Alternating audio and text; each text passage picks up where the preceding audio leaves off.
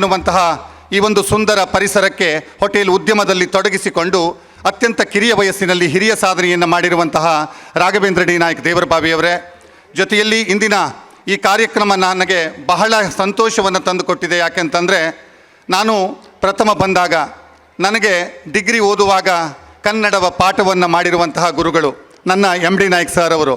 ನಿಜಕ್ಕೂ ಬಹಳ ಹೆಮ್ಮೆ ಅನ್ನಿಸ್ತು. ಅವರ ಪಾದಾರ ಬಿಂದಗಳಿಗೆ ನಮಸ್ಕರಿಸ್ತೇನೆ. ಜೊತೆಯಲ್ಲಿ ಒಂದು ಸ್ವಲ್ಪವಾದರೂ ವೇದಿಕೆಯ ಮೇಲೆ ನಿಂತು ಮಾತನಾಡ್ತೇವೆ ಅಂತಂದರೆ ಅವರು ನೀಡಿರುವಂಥ ಅಕ್ಷರ ಜ್ಞಾನ ಎನ್ನುವಂಥ ವಿಚಾರವನ್ನು ಹಂಚಿಕೊಳ್ತಾ ವೇದಿಕೆಯಲ್ಲಿ ಉಪಸ್ಥಿತರಿರುವಂತಹ ಹಾಗೆ ಈ ಒಂದು ಶಿಕ್ಷಣ ಸಂಸ್ಥೆಗೆ ಸಹಕಾರವನ್ನು ನೀಡ್ತಾ ಇರುವಂತಹ ವಿಶ್ವಕರ್ಮ ಈ ಒಂದು ಪ್ಯೂಲ್ ಗೋಕರ್ಣದ ಸಹೋದರ ಪ್ರವೀಣ್ ಆಚಾರ್ಯರವರೇ ಮತ್ತು ವೇದಿಕೆಯಲ್ಲಿರುವಂಥ ಎಲ್ಲ ಗಣ್ಯರೇ ಹಾಗೂ ವೇದಿಕೆ ಮುಂಭಾಗದಲ್ಲಿ ಆಸೀನರಾಗಿರುವಂಥ ಎಲ್ಲ ಪಾಲಕರೇ, ಪೋಷಕರೇ, ವಿದ್ಯಾರ್ಥಿ ವೃಂದದವರೇ, ಶಿಕ್ಷಣ ಕೇವಲ ನೌಕರಿಗಾಗಿ ಅಲ್ಲ, ನಮ್ಮ ಬದುಕನ್ನು ಕಟ್ಟಿಕೊಳ್ಳಲಿಕ್ಕೆ ಶಿಕ್ಷಣ ಅತ್ಯಂತ ಅಗತ್ಯ. ಈ ಮಾತನ್ನು ನಾನು ಹೇಳ್ತಾ ಇಲ್ಲ, ಹಿರಿಯರು ಅನೇಕರು ಈ ಮಾತುಗಳನ್ನು ಹೇಳಿಕೊಂಡು ಬಂದಿದ್ದಾರೆ. ಸಂಸ್ಕಾರವಂತ ಶಿಕ್ಷಣ ಪ್ರತಿಯೊಬ್ಬ ವಿದ್ಯಾರ್ಥಿಗಳಿಗೆ ಇಂದಿನ ಕಾಲದಲ್ಲಿ ಅಗತ್ಯವಿದೆ. ಕನ್ನಡ ನಮ್ಮ ಮಾತೃಭಾಷೆ, ಕನ್ನಡವನ್ನು ಪ್ರೀತಿಸಬೇಕು, ಕನ್ನಡವನ್ನು ನಮ್ಮ ತಾಯಿಯಾಗಿ ಹೃದಯದಲ್ಲಿ ಇಟ್ಟುಕೊಳ್ಬೇಕು. ಅದೇ ರೀತಿ ಕನ್ನಡವನ್ನು ಕಲಿತಾನೇ ಬೇರೆ ಬೇರೆ ಭಾಷೆಗಳಲ್ಲೂ ನಾವು ಪ್ರಾವೀಣ್ಯತೆಯನ್ನು ಹೊಂದುವಂತಹ ಅಗತ್ಯತೆ ಇಂದಿನ ಈ ಸ್ಪರ್ಧಾತ್ಮಕ ಯುಗದಲ್ಲಿ ಅವಶ್ಯವಿದೆ. ನಮ್ಮ ನಿರೂಪಕರು ಅತ್ಯಂತ ಚೆನ್ನಾಗಿ ನಿರೂಪಣೆಯನ್ನು ಮಾಡ್ತಾ ಕನ್ನಡ ಮತ್ತು ಆಂಗ್ಲ ಭಾಷೆಯಲ್ಲಿ ತಮ್ಮ ಈ ನಿರೂಪಣಾ ಶೈಲಿಯಲ್ಲಿ ನಿಮ್ಮೆಲ್ಲರ ಮನಸ್ಸನ್ನು ಗೆಲ್ಲುವಂತಹ ಪ್ರಯತ್ನವನ್ನು ಮಾಡ್ತಾ ಇದ್ದಾರೆ. ಯಾಕೆ ಹೇಳ್ತೇನೆಂತಂದರೆ, ಪ್ರತಿಯೊಬ್ಬ ಶಿಕ್ಷಕರು ಇದು ನನ್ನ ಸಂಸ್ಥೆ, ಇದು ನನ್ನ ಮನೆ, ಇವರೆಲ್ಲರೂ ನನ್ನ ಕುಟುಂಬದ ಸದಸ್ಯರು ಎನ್ನುವಂತಹ ಭಾವನೆಯನ್ನು ಇಟ್ಟುಕೊಂಡು ಒಂದು ಶಿಕ್ಷಣ ಸಂಸ್ಥೆಯ ಆಡಳಿತ ಮಂಡಳಿಗೆ ಬೆನ್ನೆಲುಬಾಗಿ ನಿಂತಾಗ ಪ್ರತಿಯೊಬ್ಬ ಈ ಒಂದು ಶಿಕ್ಷಣ ಸಂಸ್ಥೆಯಲ್ಲಿರುವಂಥ ಅಧ್ಯಕ್ಷರು, ಉಪಾಧ್ಯಕ್ಷರು ಹಾಗೂ ಸರ್ವರು ಕೂಡಿ ಇನ್ನು ಮುಂದಿನ ದಿನಗಳಲ್ಲಿ ಇನ್ನೂ ಉತ್ತಮವಾದಂತಹ ಪರಿಸರವನ್ನು, ಗುಣಮಟ್ಟದ ಶಿಕ್ಷಣವನ್ನು ಮತ್ತು ವಿಭಿನ್ನ ರೀತಿಯಾಗಿ ನಾವೀನ್ಯತೆಗಳನ್ನು ಶಿಕ್ಷಣದಲ್ಲಿ ಪೋಣಿಸಿ ಹೊಸದೊಂದು ಅಧ್ಯಾಯವನ್ನು ತೆರಳಿಕೆ ಇಂತಹ ಒಂದು ವೇದಿಕೆ ಜೊತೆಯಲ್ಲಿ ಎಲ್ಲ ಶಿಕ್ಷಕರ ಶ್ರಮ ಸಾರ್ಥಕತೆಯನ್ನು ಪಡೆದುಕೊಳ್ತದೆ. ಬಂಧುಗಳೇ, ಒಂದು ಕೈಯಿಂದ ಚಪ್ಪಾಳೆ ಸಾಧ್ಯವೇ ಇಲ್ಲ, ಎರಡು ಕೈಗಳು ಸೇರಿದಾಗ ಚಪ್ಪಾಳೆಯ ಶಬ್ದ ದೊಡ್ಡದಾಗಿ ಹೊರಹೊಮ್ಮುತ್ತದೆ. ಯಾಕೆ ಈ ಮಾತನ್ನು ಹೇಳ್ತೇನೆಂದರೆ, ಶಾಲೆಯಲ್ಲಿ ನಮ್ಮ ಅಧ್ಯಕ್ಷರು ವಿಶೇಷವಾಗಿ ತಮ್ಮ ಶಿಸ್ತುಬದ್ಧ ಕರ್ತವ್ಯವನ್ನು ನಿರ್ವಹಿಸ್ತಾರೆ ಅನ್ನೋದಕ್ಕೆ ಈ ಮಾತನ್ನು ಯಾಕೆ ಹೇಳಬೇಕು ಅಂದರೆ, ನಮ್ಮ ರಾಘವೇಂದ್ರ ನಾಯ್ಕರವರಿಗೆ ನಾನು ಫೋನ್ ಮಾಡ್ತೇನೆ, ಇವತ್ತು ನಾನು ಈ ಶಾಲೆಯ ಕಾರ್ಯಕ್ರಮಕ್ಕೆ ಬರ್ತೇನೆ ಅಂತ. ಆ ಸಂದರ್ಭದಲ್ಲಿ ಅವರು ಹೇಳ್ತಾರೆ, ನಾನು ಒಮ್ಮೆಯೂ ಈ ಶಾಲೆಗೆ ಬಂದಿರಲಿಲ್ಲ, ಆದರೆ ಇಲ್ಲಿರುವಂತಹ ಶಿಕ್ಷಕರ ಶಿಸ್ತು ಇವುಗಳೆಲ್ಲವನ್ನು ನಾನು ನೋಡ್ತಾನೇ ಇದ್ದೇನೆ.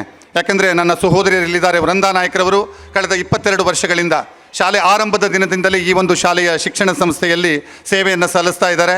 ಸಹೋದರಿ ಸಂಗೀತ ಇದ್ದಾರೆ, ಜೊತೆಯಲ್ಲಿ ನಮ್ಮ ಶ್ರೀರಾಮ ಕೌರಿಯವರ ಸಂಧ್ಯಾ ಅವರಿದ್ದಾರೆ. ಎಲ್ಲರೂ ಪರಿಚಿತರೆಂದರೆ ನಮ್ಮ ಆತ್ಮೀಯ ಸಹೋದರಿಯರು ಅನೇಕ ಜನರಿದ್ದೀರಿ. ಪ್ರತಿಯೊಬ್ಬರ ಭಾಷೆಯಲ್ಲಿ ಒಂದು ಹೊಸತನವಿದೆ. ಏನೋ ಒಂದು ವಿದ್ಯಾರ್ಥಿಗಳಿಗೆ ಕೊಡಬೇಕೆನ್ನುವಂಥ ತುಡಿತವನ್ನು ನಿಮ್ಮೆಲ್ಲರ ಭಾಷೆಗಳಲ್ಲಿ ನಾನು 5 ನಿಮಿಷದಲ್ಲಿ ಕೇಳಿ ತಿಳಿದುಕೊಂಡೆ. ಯಾವ ಶಿಕ್ಷಕರಲ್ಲಿ ಉತ್ಸಾಹ ಇರ್ತದೆಯೋ, ಯಾವ ಶಿಕ್ಷಕರಲ್ಲಿ ನಾನು ಗುಣಮಟ್ಟದ ಶಿಕ್ಷಣವನ್ನು ನೀಡಬೇಕೆನ್ನುವಂಥ ತುಡಿತ ಇರ್ತದೆಯೋ ಅಂತಹ ಶಿಕ್ಷಕರು ಇಂತಹ ಒಂದು ಶಾಲೆಗೆ ತಮ್ಮಲ್ಲಿರುವಂತಹ ಅಕ್ಷರದ ಜ್ಞಾನವನ್ನು ವಿದ್ಯಾರ್ಥಿಗಳಿಗೆ ಬಿತ್ತಿ ಆ ವಿದ್ಯಾರ್ಥಿಗಳ ಭವಿಷ್ಯವನ್ನು ಬಂಗಾರ ಮಾಡ್ತಾರೆ ಎನ್ನುವುದಕ್ಕೆ ಇಂದಿನ ಈ ವೇದಿಕೆಯಲ್ಲಿ ರಾಜ್ಯ ಮಟ್ಟದಲ್ಲಿ ಪ್ರಥಮ, ದ್ವಿತೀಯ, ತೃತೀಯ ಸ್ಥಾನಗಳನ್ನು ಗಳಿಸ್ಕೊಂಡಿರುವಂತಹ ನಮ್ಮ ಆ ಕಂದಮ್ಮಗಳನ್ನು ಇಲ್ಲಿ ನೋಡಿದ್ದೀವಿ. ಅದೇ ರೀತಿಯಲ್ಲಿ ಮತ್ತಿನ್ನುಳಿದ 10 ವಿದ್ಯಾರ್ಥಿಗಳಿಗೆ 90ಕ್ಕಿಂತ ಹೆಚ್ಚಿನ ಅಂಕವನ್ನು ಪಡೆದಿರುವಂಥ ವಿದ್ಯಾರ್ಥಿಗಳನ್ನು ಪ್ರೀತಿಯಿಂದ ಸನ್ಮಾನಿಸಿ ನಾವೆಲ್ಲರೂ ಗೌರವಿಸಿದ್ದೇವೆ. ಬಂಧುಗಳೇ, ಇದು ಯಾಕಾಗಬೇಕು? ವಿದ್ಯಾರ್ಥಿಗಳು ದಯವಿಟ್ಟು ಒಂದು ಮಾತನ್ನು ಅರ್ಥ ಮಾಡಿಕೊಳ್ಬೇಕು. ನಿಮ್ಮೆಲ್ಲರ ತಂದೆ ತಾಯಿಗಳು ಎಷ್ಟೇ ಕಷ್ಟವಿರಲಿ, ಯಾವುದೇ ರೀತಿಯ ತೊಂದರೆಗಳಿರಲಿ, ಸಂಕಷ್ಟವಿರಲಿ, ನನ್ನ ಮಗು ಓದಬೇಕು, ಈ ಸಮಾಜದಲ್ಲಿ ಉತ್ತಮ ಆದರ್ಶ ವ್ಯಕ್ತಿಯಾಗಿ ಬದುಕನ್ನು ಕಟ್ಟಿಕೊಳ್ಬೇಕು, ಆ ಮೂಲಕವಾಗಿ ಸಮಾಜದಲ್ಲಿ ನನ್ನಿಂದ ಸಾಧ್ಯವಾಗದ ವಿಚಾರಗಳನ್ನು, ನನ್ನಿಂದ ಸಾಧ್ಯವಾಗದ ಸಾಧನೆಯನ್ನು ಈ ಸಮಾಜಕ್ಕೆ ನನ್ನ ಮಗುವಿನ ಮೂಲಕ ನಾನು ನೋಡಬೇಕು ಎನ್ನುವಂಥ ತವಕ ಪ್ರತಿಯೊಬ್ಬ ತಂದೆ ತಾಯಿಗಳಲ್ಲಿ ನನ್ನನ್ನೂ ಸೇರಿಸಿ ಇರ್ತದೆ. ಬಂಧುಗಳೇ, ತಾಯಿ ಎನ್ನುವಂತಹ ಒಂದು ಶಕ್ತಿ ಮನೆಯಲ್ಲಿ ಹಾಗೆ ಪ್ರತಿಯೊಂದು ಕ್ಷಣದಲ್ಲಿ ನಮ್ಮ ಬೆನ್ನ ಹಿಂದೆ ನಿಂತು ಏನೂ ಅರಿಯದ ಮಣ್ಣಿನ ಮುದ್ದೆಯಂತಿರುವ ನಮ್ಮನ್ನು ಈ ಭೂಮಿಗೆ ಪ್ರಥಮವಾಗಿ ಪರಿಚಯಿಸುವವಳು ತಾಯಿ. ಆ ತಾಯಿಗೆ ಮಾತ್ರ ಎಂದಿಗೂ ವಿದ್ಯಾರ್ಥಿಗಳು ಕೆಡಕನ್ನು ಬಯಸಬೇಡಿ, ತಾಯಿಗೆ ಕೈ ಎತ್ತಿ ಹೊಡಿಲಿಕ್ಕೆ ಹೋಗಬೇಡಿ. ಕೆಲವರು ಇರ್ತಾರೆ, ಇಂದಿನ ಕಾಲಘಟ್ಟದಲ್ಲಿ ನಾವು ನೋಡ್ತಾ ಇರ್ತೇವೆ, ಎಲ್ಲೋ ಒಂದು ಕಡೆ ಯುಗಗಳು ಪರಿವರ್ತನೆ ಆಗ್ತದೆ ಅಂತ ಹೇಳ್ತಾರೆ. ಜಗತ್ತು ಪರಿವರ್ತನೆ ಆಗಿಲ್ಲ ಸ್ನೇಹಿತರೆ, ನಾವು ಪರಿವರ್ತನೆ ಆಗ್ತಾ ಇದ್ದೇವೆ. ವಿದ್ಯಾರ್ಥಿಗಳು ತಾಯಿಗೆ ವಿಶೇಷವಾದ ಸ್ಥಾನವನ್ನು ಯಾಕೆ ಕೊಡಬೇಕು ಎನ್ನುವಂಥ ಒಂದು ಚಿಕ್ಕ ಉದಾಹರಣೆಯನ್ನು ಕೊಡ್ತೇನೆ. ಇಂದಿನ ನಮ್ಮ ಈ ಕಾರ್ಯಕ್ರಮವನ್ನು ಉದ್ಘಾಟಿಸಿದ ರಾಘವೇಂದ್ರ ಡಿ ನಾಯ್ಕ್ ದೇವರಬಾವಿಯವರು ತರುಣರು. ಆದರೆ ಅವರು ತನ್ನ ತಾಯಿ ಶಿಕ್ಷಕಿಯಾಗಿ ಆ ತಾಯಿಯನ್ನು ಪ್ರತಿಯೊಂದು ಗಳಿಗೆಯಲ್ಲಿಯೂ ನೋಡ್ತಾರೆ. ಗೋದಾವರಿ ಇನ್ಫ್ರಾ ಇರ್ಬೋದು, ಗೋದಾವರಿ ಸಮೂಹ ಸಂಸ್ಥೆಗಳಿರ್ಬೋದು, ಗೋದಾವರಿ ಸೌಹಾರ್ದ ಸಹಕಾರಿ ಇರ್ಬೋದು. ಹೀಗೆ ತಾಯಿಯ ಹೆಸರು ಗೋದಾವರಿ ಎನ್ನುವಂಥ ಹೆಸರನ್ನು ಈ ಒಂದು ತನ್ನ ಉದ್ಯಮ ಕ್ಷೇತ್ರದಲ್ಲಿ ತನ್ನ ಪ್ರತಿಯೊಂದು ಗಳಿಗೆಯಲ್ಲಿಯೂ ಪೋಣಿಸಿಕೊಂಡು ಇಷ್ಟು ಎತ್ತರಕ್ಕೆ ಬೆಳೆದಿದ್ದಾರೆ ಅಂದರೆ ಅವರಿಗಾಗಿ ಒಂದು ಚಪ್ಪಾಳೆ ಅತ್ಯಂತ ಅಗತ್ಯ. ನಾವು ತಂದೆ ಎನ್ನುವಂಥ ವ್ಯಕ್ತಿಯನ್ನು ಶ್ರಮಜೀವಿಯಾಗಿ ನೋಡ್ತೇವೆ. ಮಕ್ಕಳೇ, ತಂದೆ ಎನ್ನುವಂತಹ ವ್ಯಕ್ತಿ ನಮ್ಮ ಇಡೀ ಕುಟುಂಬದ ನಿರ್ವಹಣೆಯನ್ನು ಮಾಡ್ತಾನೆ. ತೆರೆಯ ಮರೆಯಲ್ಲಿಯೇ ನಿಂತು ತನ್ನ ಕುಟುಂಬವನ್ನು ನಿರ್ವಹಣೆ ಮಾಡಲಿಕ್ಕಾಗಿ ದುಡಿತಾನೆ ಇರ್ತಾನೆ. ಆ ತಂದೆಗೆ ಗೌರವವನ್ನು ಕೊಡೋದನ್ನು ಪ್ರತಿಯೊಬ್ಬರೂ ಕಲ್ತ್ಕೊಳ್ಳಿ. ಅದರ ನಂತರದಲ್ಲಿ ಶಿಕ್ಷಕರು ಶಾಲೆಯಲ್ಲಿ ವಿಶೇಷವಾಗಿ ನಿಮ್ಮ ಭವಿಷ್ಯಕ್ಕಾಗಿ ಚಿಂತನೆಯನ್ನು ನಡೆಸ್ತಾರೆ. ನಿಮ್ಮ ಜೀವನ ಉಜ್ವಲಗೊಂಡಾಗ ತಂದೆ ತಾಯಿಗಳಿಗಿಂತ ಹೆಚ್ಚು ನನಗಿಂತ ನನ್ನ ವಿದ್ಯಾರ್ಥಿ ಎತ್ತರಕ್ಕೆ ಬೆಳೆದಿದ್ದಾನೆ ಅಂದಾಗ ಹೆಮ್ಮೆ ಪಡುವವರು, ಗೌರವಿಸುವವರು, ಮನಸ್ಸಿನಲ್ಲಿ ನೆಮ್ಮದಿಯ ನಿಟ್ಟುಸಿರು ಬಿಡುವವರು ಈ ಎಲ್ಲ ಶಿಕ್ಷಕ ವೃಂದದವರು. ಅವರು ನಿಮ್ಮ ಒಂದು ವಿಶೇಷವಾದಂತಹ ಶೈಕ್ಷಣಿಕ ಅಭಿವೃದ್ಧಿಯಲ್ಲಿ ತೊಡಗಿಸಿಕೊಂಡಿರ್ತಾರೆ. ಪ್ರತಿಯೊಬ್ಬ ವಿದ್ಯಾರ್ಥಿಗಳು ಶಿಕ್ಷಣದಲ್ಲಿ ಪ್ರಗತಿಯನ್ನು ಸಾಧಿಸಲೇಬೇಕು. ಯಾಕೆ ಅಂದರೆ ತಂದೆ ತಾಯಿಗಳ ಶ್ರಮ ಜೊತೆಯಲ್ಲಿ ಒಬ್ಬರು ಹಿರಿಯರು ಹೇಳ್ತಾರೆ, 6ನೇ ವಯಸ್ಸಿನವರೆಗೆ ಮಕ್ಕಳನ್ನು ಅತಿಯಾಗಿ ಪ್ರೀತಿಸಿ, 6ರಿಂದ 14ರವರೆಗೆ ವಿದ್ಯಾರ್ಥಿಗಳನ್ನು ಮಕ್ಕಳನ್ನು ಸ್ವಲ್ಪವಾದರೂ ದಂಡಿಸಿ, ನಂತರದ ದಿನಗಳಲ್ಲಿ ನಿಮ್ಮ ಮಕ್ಕಳನ್ನು ಸ್ನೇಹಿತರಂತೆ ನೋಡಿಕೊಳ್ಳಿ ಎನ್ನುವಂಥ ವಿಚಾರವನ್ನು ಹೇಳ್ತಾರೆ. ಯಾಕೆಂದರೆ ಪ್ರತಿಯೊಂದು ಹಂತದಲ್ಲಿಯೂ ನಮ್ಮ ಮಕ್ಕಳನ್ನು ನಾವು ಪ್ರೀತಿಸಬೇಕಾದದ್ದು ನಮ್ಮ ಆದ್ಯ ಕರ್ತವ್ಯ. ಜೊತೆಯಲ್ಲಿ ನಾನು ನನ್ನ ಮಕ್ಕಳನ್ನು ಶಾಲೆಗೆ ಕಳಿಸ್ಬಿಟ್ಟಿದ್ದೇನೆ, ಶಾಲೆಯಲ್ಲಿ ಶಿಕ್ಷಕರು ನೋಡಿಕೊಳ್ತಾರೆ ಅನ್ನುವಂಥ ಭಾವನೆ ಕೆಲವು ಪಾಲಕರಲ್ಲಿರ್ತದೆ. ಆದರೆ ಇಂದಿನ ಕಾಲಘಟ್ಟದಲ್ಲಿ ಅದು ಹಾಗಾಗ್ತಾ ಇಲ್ಲ. ಪಾಲಕರು ಸಹ ತಿಳ್ಕೊಂಡು ನಾವು ವಿದ್ಯಾರ್ಥಿಗಳ ಜೊತೆಯಲ್ಲಿ ನಮ್ಮ ಮಕ್ಕಳ ಭವಿಷ್ಯವನ್ನು ತಿದ್ದಲಿಕ್ಕೆ ಶ್ರಮವನ್ನು ಪಡಬೇಕು ಎನ್ನುವಂಥ ವಿಚಾರಧಾರೆಗಳನ್ನು ಇಟ್ಕೊಂಡಿರ್ತಾರೆ.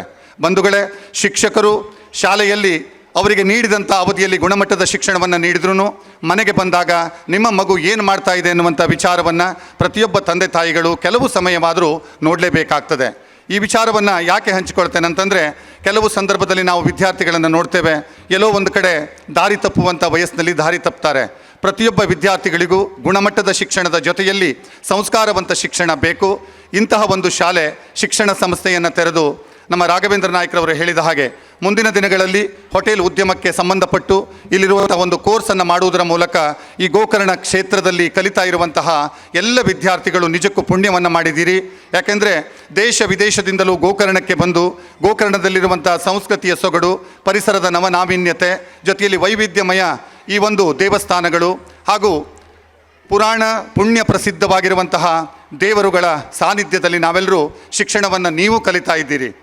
ನಮಗೂ ಸಹ ಇಂತಹ ಒಂದು ಸುಂದರ ವೇದಿಕೆಗೆ ಬರಲಿಕ್ಕೆ ನಮ್ಮ ಸಂತೋಷ್ ಅಣ್ಣ ಅವರು ವ್ಯವಸ್ಥೆಯನ್ನು ಮಾಡಿಕೊಟ್ರು. ಸಹೋದರಿ ವೃಂದಾರವರ ಕುರಿತಾಗಿ ಒಂದು ಮಾತನ್ನು ಹೇಳಲೇಬೇಕು. ಅವ್ರು ನನ್ನ ಹತ್ರ ಪದೇ ಪದೇ ಹೇಳ್ತಾರೆ, ನನ್ನ ಶಾಲೆ ನನ್ನ ಶಾಲೆ ನನ್ನ ಶಾಲೆ. ಯಾವಾಗಲೂ ನಾವು ಭೇಟಿಯಾದಾಗ ನನ್ನ ಶಾಲೆ ಎನ್ನುವಂಥ ಅಭಿಮಾನವನ್ನು ವ್ಯಕ್ತಪಡಿಸ್ತಾರೆ. ನಮ್ಮ ಸಹೋದರಿ ಸಂಧ್ಯಾರವರು ಇರ್ಬೋದು. ಯಾಕೆಂದರೆ ವಿದ್ಯಾರ್ಥಿಗಳನ್ನು ಒಂದು ಎಚ್ಚರಗೊಳಿಸಲಿಕ್ಕಾಗಿ ಆ ಒಂದು ಸಂದರ್ಭದಲ್ಲಿ ತಮ್ಮ ಈ ಧ್ವನಿವರ್ಧಕವನ್ನು ಹಿಡಿದುಕೊಂಡು ಮಾತನಾಡುವ ಪರಿ ಇದೆಯಲ್ಲ, ನಿಜಕ್ಕೂ ವಿದ್ಯಾರ್ಥಿಗಳನ್ನು ಪ್ರೀತಿ ಮಾಡುವ ರೀತಿ ಇದು. ಶಿಕ್ಷಕರಿಗೆ ಪ್ರತಿಯೊಬ್ಬ ವಿದ್ಯಾರ್ಥಿಗಳ ಕುರಿತಾಗಿ ಈ ರೀತಿಯ ಕಾಳಜಿ ಕಳಕಳಿ ಇದ್ದಾಗ ಈ ಸಂಸ್ಥೆ ಇಷ್ಟೇ ಅಲ್ಲ, ಮುಂದಿನ ದಿನಗಳಲ್ಲಿ ಆಲದ ಮರದಂತೆ ಬೃಹದಾಕಾರವಾಗಿ ಬೆಳೀತದೆ ಎನ್ನುವುದಕ್ಕೆ ಎರಡು ಮಾತಿಲ್ಲ. ಆದರೆ ಇದರ ಜೊತೆಯಲ್ಲಿ ಪ್ರತಿಯೊಬ್ಬ ಪಾಲಕರುಗಳು, ಪೋಷಕರುಗಳು ಈ ಶಿಕ್ಷಣ ಸಂಸ್ಥೆ ನನ್ನದು, ನಾನು ಉತ್ತಮವಾದಂಥ ಶಿಕ್ಷಣ ಸಂಸ್ಥೆಯಲ್ಲಿ ನನ್ನ ಮಕ್ಕಳಿಗೆ ಸಂಸ್ಕಾರಯುತ ಶಿಕ್ಷಣವನ್ನು ನೀಡ್ತಾ ಇದ್ದೇನೆ, ಕೊಡಿಸ್ತಾ ಇದ್ದೇನೆ ಅನ್ನುವಂಥ ಭಾವನೆಯನ್ನು ಇಟ್ಟುಕೊಂಡು ಈ ಶಾಲೆಯ ಶ್ರೇಯಸ್ಸಿನಲ್ಲಿ, ಅಭಿವೃದ್ಧಿಯಲ್ಲಿ ನಿಮ್ಮನ್ನು ನೀವು ತೊಡಗಿಸಿಕೊಳ್ಳಿ ಎನ್ನುವಂಥ ವಿಚಾರಗಳನ್ನು ಹಂಚಿಕೊಂಡು ಕೊನೆಯದಾಗಿ ಒಂದು ಮಾತು ಹೇಳಿ ನನ್ನ ಮಾತನ್ನು ಮುಗಿಸ್ತೇನೆ. ಪ್ರತಿಯೊಬ್ಬ ವ್ಯಕ್ತಿಗಳು ಸಮಾಜದಲ್ಲಿ ಶಿಕ್ಷಣದಕ್ಕಿಂತ ಮುಂಚಿತವಾಗಿ ಸಂಸ್ಕಾರವನ್ನು ಕಲ್ತ್ಕೊಳ್ಳಿ.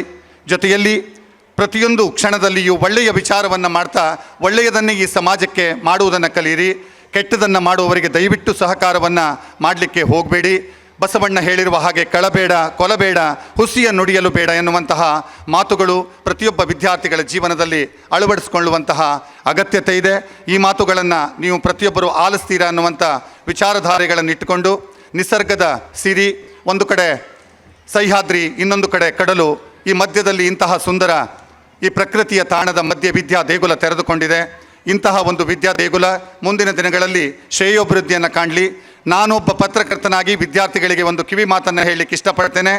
ಈ ಬರುವಂಥ SSLCಯ ಫಲಿತಾಂಶ ಈ ಒಂದು ಶಾಲೆಯ ವಿದ್ಯಾರ್ಥಿಗಳು ರಾಜ್ಯ ಮಟ್ಟದಲ್ಲಿ 3 ಜನರಲ್ಲ, ರಾಜ್ಯ ಮಟ್ಟದಲ್ಲಿ ಪ್ರತಿಯೊಬ್ಬ ವಿದ್ಯಾರ್ಥಿಗಳು 100ಕ್ಕೆ 100 ಅಂಕವನ್ನು ಪಡೆದು ನಾನು ಪ್ರಥಮವಾಗಿ ಈ ಶಾಲೆಯ ವಿದ್ಯಾರ್ಥಿಗಳ ಭವಿಷ್ಯವನ್ನು ನನ್ನ ಪತ್ರಿಕೆಯ ಕರಾವಳಿ ಮುಂಜಾವಿನಲ್ಲಿ ಬರೆಯುವಂತೆ ಆಗಲಿ ಎನ್ನುವಂಥ ಪ್ರಾರ್ಥನೆಯನ್ನು ಮಾಡಿಕೊಳ್ತಾ ಅವಕಾಶಕ್ಕಾಗಿ ವಂದಿಸಿ ನನ್ನ ಮಾತನ್ನು ಮುಗಿಸ್ತೇನೆ. ನಮಸ್ಕಾರ. ಶಿಕ್ಷಣ ಎಂಬುದು ಇಂದಿನ ಕಾಲಮಾನದಲ್ಲಿ ಎಷ್ಟು ಅಗತ್ಯ ಹಾಗೂ ವಿದ್ಯಾರ್ಥಿಗಳಿಗೆ ಶಿಸ್ತು ಎಷ್ಟು ಅಗತ್ಯ ಎಂದು ಅತ್ಯಂತ ಅದ್ಭುತವಾಗಿ ತಮ್ಮ ಮಾತಿನ ಮೂಲಕ ವರ್ಣಿಸಿದ ಶ್ರೀಯುತ ಸುಭಾಷ್ ಕಾರೇಬೈಲ್ ಸರ್ ಇವರಿಗೆ ಧನ್ಯವಾದಗಳು. ಮುಂದಿನದಾಗಿ ನಮ್ಮ ಶಾಲೆಯ ಮ್ಯಾನೇಜಿಂಗ್ ಟ್ರಸ್ಟಿಯಾದ MD ನಾಯಕ್ ಸರ್ ಇವರು ಕಾರ್ಯಕ್ರಮವನ್ನು ಉದ್ದೇಶಿಸಿ ಒಂದೆರಡು ಮಾತುಗಳನ್ನು ಆಡಬೇಕಾಗಿ ಕೇಳಿಕೊಳ್ತಾ ಇದ್ದೇನೆ.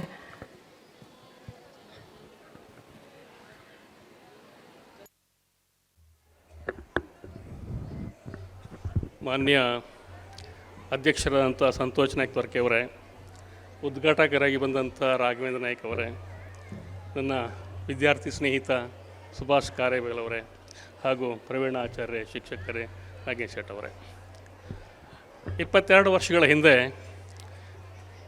ಯಾವ ಉತ್ಸಾಹ ಇತ್ತೋ ನಮ್ಮ ಅಧ್ಯಕ್ಷರಿಗೆ ಇವತ್ತು ಅದೇ ಉತ್ಸಾಹ ಹಾಗೇ ಇದೆ. ಬಹುಶಃ ಆ ಉತ್ಸಾಹದ ಫಲವಾಗಿಯೇ ನಮ್ಮ ಶಾಲೆಯ ಕೀರ್ತಿ ಪಸರಿಸ್ತಾ ಇದೆ. ಕಳೆದ ವರ್ಷ 13 ಜನ 90ಕ್ಕಿಂತ ಮೇಲ್ ಮಾಡಿದ್ದಾರೆ ಪರ್ಸಂಟೇಜನ್ನು. ಪ್ರತಿ ವರ್ಷವೂ ಕನಿಷ್ಠ 10ರಿಂದ 13-14 ಜನ 90ಕ್ಕಿಂತ ಮೇಲೆ ಮಾಡ್ತಾನೆ ಇರ್ತಾರೆ. ಈ ವರ್ಷ 3 ರ್ಯಾಂಕ್ಗಳು ನಮಗೆ ಬಂದಿರೋದ್ರಿಂದ ಸ್ವಲ್ಪ ನಮ್ಮ ಹೆಮ್ಮೆಗೊಂದು ಕೋಡು. ಚಿತ್ರಮಂದಿರದಲ್ಲಿ ಚಿತ್ರ ನಡೀತಾನೇ ಇರ್ತದೆ, ಬಗೆ ಬಗೆಯ ಚಿತ್ರಗಳು ಬಂದು ಹೋಗ್ತಾ ಇರ್ತವೆ. ಅದರ ಹಿಂದುಗಡೆಗೆ ಅದಕ್ಕೆಲ್ಲ ಆಧಾರವಾಗಿ ಬಿಳಿ ಪರದೆ ಒಂದಿರ್ತದೆ. ಹಾಗೆಯೇ ನಮ್ಮ ಶಿಕ್ಷಕರು ಪರಿಶ್ರಮ ಪಡೋದರ ಹಿಂದೆ ಬಿಳಿ ಪರದೆಯಾಗಿ ನಿಂತವರು ನಮ್ಮ ಅಧ್ಯಕ್ಷರು. ಫೋನ್ನಲ್ಲಿನೇ ಪ್ರತ್ಯಕ್ಷವಾಗಿಯೋ ಬಂದು ಏನಾಗಬೇಕು ಅಂಥೇಳಿ ಹೇಳುವ, ಕಾರ್ಯರೂಪಕ್ಕೆ ಬರುವವರೆಗೂ ಬಿಡದೆ ನಮ್ಮ ಇವರು ಹೇಳಿದ ಹಾಗೆ ಅದು ಹಿಂಸೆ ಅಂತ ಅನಿಸ್ಬೋದು. ರಾಘವೇಂದ್ರ ನಾಯ್ಕ್ ಹೇಳಿದರು, ಹಿಂಸೆ ಅಲ್ಲ, ಅದೊಂದು ಶಿಸ್ತನ್ನು ಕಲಿಸ್ತಾ ಇದ್ದಾರೆ ಅನ್ನೋ ತಿಳ್ಕೊಳ್ಬೇಕು. ಹಾಗಾಗಿ 22 ವರ್ಷಗಳಲ್ಲಿ ಗೋಕರ್ಣದಲ್ಲಿ ಒಂದು ಶಿಕ್ಷಣ ಕ್ರಾಂತಿಯಾಗಿದೆ ನಮ್ಮಿಂದ ಅಂತ ನಾನು ಹೆಮ್ಮೆಯಿಂದ ಹೇಳ್ತೇನೆ. 22 ವರ್ಷಗಳ ಹಿಂದೆ ಇಲ್ಲಿ ಯಾರಿಗೂ ಒಂದು ಇಂಗ್ಲೀಷ್ ಮೀಡಿಯಂ ಸ್ಕೂಲ್ ಮಾಡಬೇಕು ಅಂತ ಅನಿಸಲೇ ಇಲ್ಲ. ಒಂದು 22 ಮೀಟಿಂಗ್ ಮಾಡಿದ್ದೇವೇನೋ ಸಂತೋಷ್ ನಾಯ್ಕರ ಜೊತೆಯಲ್ಲಿ. ಅವರೊಂದು ಕಪ್ಪು ಕಾರಿತ್ತು, ಟಾಟಾ ಇಂಡಿಕಾ ಅಲ್ಲ, ಒಂದು ಕಾರಿತ್ತು, ನಂಬಲಿಕ್ಕಿಲ್ಲ ನೀವು, ಆಯಿತು. ಅಲ್ಲಿ ಮೀಟಿಂಗ್ ಮಾಡುವಾಗ ನಾಗೇಂದ್ರ ಶೇಟ್ ಅವರು ಮತ್ತು ಜವಾಹರ್ ಅಂತ ಒಬ್ಬ ಜನ್ನು ಅಂತ ಇದ್ದ, ಚಹಾ ಕೊಡೋದಕ್ಕೆ ಮೀಟಿಂಗ್ ಬರೆದವರಿಗೆ ಅವರು ತರ್ತಿದ್ರು. ಅಂದರೆ ಸೇವೆ ಮಾಡೋದರಲ್ಲಿ ಅವರಷ್ಟು ಮುಂಚೂಣಿಯಲ್ಲಿದ್ದವ್ರು. ಇರಲಿ, ಅವ್ರು ಹೇಳಿದಾಗೆ ಹೊಗಳಬೇಡಿ ಅಂತ ಹೇಳ್ತಾರೆ. ಅದ್ರ ಮುಂದೆ ಮಾತನ್ನು ಹೇಳಬೇಕು. ರಾಘವೇಂದ್ರ ಹೇಳಿದ್ರು, ಹೋಟೆಲ್ ಮ್ಯಾನೇಜ್ಮೆಂಟ್ ಅನ್ನೋದು ನೀವು ಮಾಡಿದ ಅನುಕೂಲ ಆಗಿತ್ತು ಅಂಥೇಳಿ. ಒಂದು 6-8 ವರ್ಷಗಳ ಹಿಂದೆಯೇ ನನ್ನನ್ನು ಕಳಿಸಿದ್ರು ಅವರು, ಅದು ಜಿಲ್ಲಾ ತರಬೇತಿ ಕೇಂದ್ರಕ್ಕೆ. ಅಲ್ಲಿ ಹೋಟೆಲ್ ಹಾಸ್ಪಿಟಾಲಿಟಿ ಅಂತ ಒಂದು ಕೋರ್ಸನ್ನು ಮಾಡೋಣ, ಇಲ್ಲಿ ನಮ್ಮ ಇದ್ದಂಥ ಹೋಟೆಲ್ಗಳಿಗೆ ಸಿಬ್ಬಂದಿ ಕೊರತೆ ಆಗ್ತದೆ ಅಂತ. ಅದು ಕಾರಣ ಅಂತ ನಡೆಸಲಿಕ್ಕೆ ಆಗಲಿಲ್ಲ.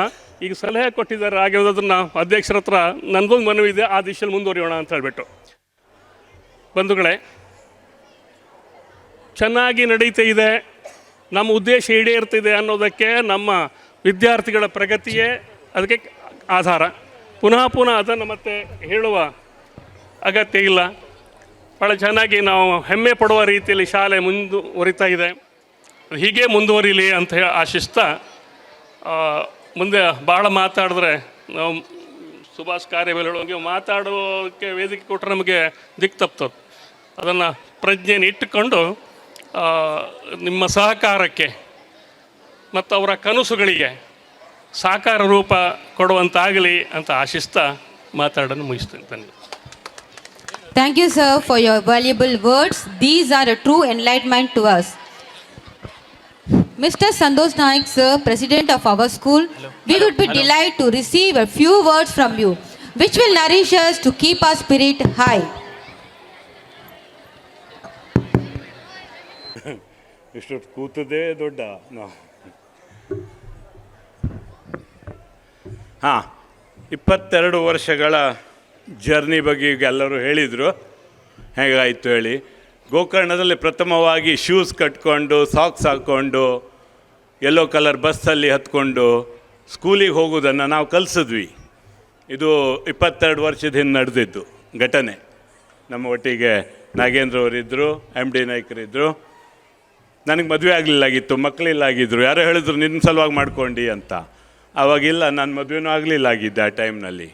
ಅದು ಇಲ್ಲಿಗೆ ಬಂದ್ಬಿಡ್ತು ಇವತ್ತಿನವರೆಗೆ. ನಾವು ಈ ಸುಂದರ ಸಂಜೆಯಲ್ಲಿ ಒಂದು ಕೊರೋನಾ ನಂತರ ಫಸ್ಟ್ ಟೈಮ್ ಓಪನ್ ಗ್ಯಾದರಿಂಗ್ ಮಾಡ್ತಾ ಇರೋದು ಇದು. ನಾವು ಯಾರನ್ನು ಕರೆಸ್ಬೇಕು, ಏನು ಮಾಡಬೇಕಂತ ಅವಾಗ ಆಟೋಮೆಟಿಕ್ಲಿ ನಮಗೆ ಮನಸ್ಸಿಗೆ ಬಂದಿದ್ದು ಯಂಗ್ ಆ್ಯಂಡ್ ಎನರ್ಜೆಟಿಕ್ ರೋಲ್ ಮಾಡೆಲ್ಗಳನ್ನು ಕರೆಸಿ ನಮ್ಮ ಸ್ಟೂಡೆಂಟ್ಸಿಗೆ ಕಾಣಿಸುವ ಅಂತ. ಅದೇನಾಯಿತು, ಕ್ರೌಡ್ ಸ್ವಲ್ಪ ಕಡಿಮೆ ಆಯಿತು. ಭಾಳ ಮಂದಿ ಗೊತ್ತಿಲ್ಲ ನಾವು ಓಪನ್ ಆಗಿ ಮಾಡ್ತೇವೆ ಅಂತ. ನಿನ್ನೆ ಸಂಜೆ ಕೂಡ ಯಾರೋ ಪ್ಯಾರೆಂಟ್ಸ್ ಸಿಕ್ದವ್ರು ಹೇಳಿದರು, ಸರ್ ಹೊರಗಡೆ ಮಾಡಿ ಅಂತ. ಅದೇ ಹೊರಗಡೆನೇ ಮಾಡ್ತಾಯಿದ್ದೇವೆ ಹೇಳಿ. ಅದು ನಮ್ಮ ಸ್ಟಾಫ್ ಇದು ಮೀಟಿಂಗ್ ತೊಗೊಂಡಾಗ ಮಾತು ಬಂತು. ಯಾಕಂದರೆ ರಾಘವೇಂದ್ರ ನಾಯ್ಕ್ ದೇವ್ರ ಬಾವಿ ಅಂತ ಈಗ ದೊಡ್ಡ ಹೆಸರಿನಲ್ಲಿ ಕರಿತೇವೆ, ಶಾರ್ಟಾಗಿ ಕರೆಯೋದು ರಾಘು ಅಂತ ಕರಿತೇವೆ. ನಾವು ಒಟ್ಟಿಗೆ ಒಂದೇ ಕಂಪ್ನಿಯಲ್ಲಿ ವರ್ಕ್ ಮಾಡ್ತಿದ್ದೆ. ಅವ್ರು ಕಾಂಟ್ರಾಕ್ಟ್ರ್ ಇದ್ದರು, ನಾ ಅದರದ್ದು ಜನರಲ್ ಮ್ಯಾನೇಜರ್ ಇದ್ದೆ. ಈ ಥರದಲ್ಲಿ ಹಾಗೆ ಮುಂದೆ ಹೋಯಿತು. ಅಂದರೆ ನಾವು ಸುಗಂಧವನ್ನು ಮುಚ್ಚಿಟ್ರೆ ಅದು ಮುಚ್ಚಿರುವುದಿಲ್ಲ, ಅದು ಹರಡ್ತದೆ ಎಲ್ಲ ಕಡೆಗೂ ಅನ್ನಲಿಕ್ಕೆ ಅವರೇ ಕಾರಣ. ಇವತ್ತವರು ಸಾವಿರಾರು ಕೋಟಿದು ಗೋದಾವರಿ ಬ್ಯಾಂಕಿಂಗ್ ಮಾಡಿದ್ದಾರೆ. ಅವ್ರದ್ದು ಗೋದಾವರಿ ಇನ್ಫ್ರಾಸ್ಟ್ರಕ್ಚರ್ ಇದೆ. ಬಾಕಿ ನನ್ನ ಹತ್ರ ಹೇಳಲಿಕ್ಕೆ ಆಗೋದಿಲ್ಲ, ಭಾಳ ಆಗ್ತದೆ, ಗೊತ್ತಾಯ್ತಾ. ಅದರ ನಂತರ ನಮ್ಮದು ಇಲ್ಲಿ ಹಣಗಳನ್ನೆಲ್ಲ ಇಡ್ತೇವಲ್ಲ, ಟೀಚರ್ಸಿಗೆ ಗೊತ್ತಾಗಲಿ ಎಲ್ಲಿರ್ತದೆಪ್ಪ ನಮ್ಮದು ದುಡ್ಡುಗಳು ಅಂತ. ಅದಕ್ಕೆ ಅವ್ರಿಗೆ ಕಾಣಿಸುವ ಅಂತ ಬಂದಿದ್ದಾರೆ ಏನು. ಅದಕ್ಕೆ ಅವರಿಗೆ ಧನ್ಯವಾದ ಬಯಸ್ತೇನೆ. ಎರಡನೇದು, ನಾನು ಇನ್ನೊಬ್ಬರು ಅಂದರೆ ಪ್ರವೀಣ್ ಆಚಾರ್ಯ. ನನಗೆ ಭಾಳ ದಿವಸದಿಂದ ಮನಸ್ಸಿತ್ತು ಅವರಿಗೆ ಕರೆಸ್ಬೇಕು ಅಂತ. ನನ್ನ ತಿಳಿದ ಮಟ್ಟಿಗೆ 10-15 ವರ್ಷದಿಂದ ನಮ್ಮ ಬಸ್ಗಳಲ್ಲೇ ಫ್ಯೂಲ್ ಹಾಕ್ತಾಯಿದ್ದಾವೆ.